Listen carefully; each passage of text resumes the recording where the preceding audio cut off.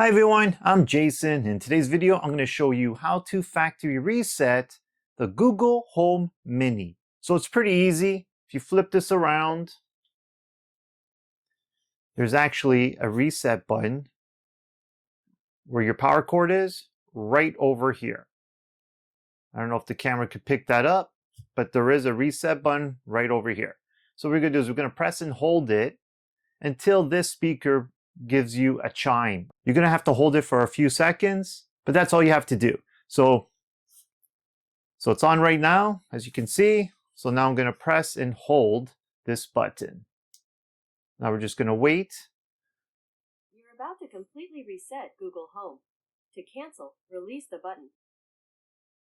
So continue to hold. There we go.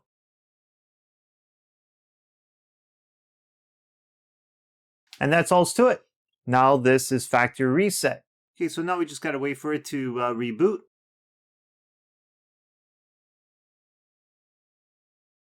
Welcome to Google Home. To get started, download the Google Home app on a phone or tablet. And there you guys have it. This speaker is now factory reset. Okay, that's all I have for you guys today. If you guys have any questions, please give me a comment below. If you like this video, give me those thumbs up.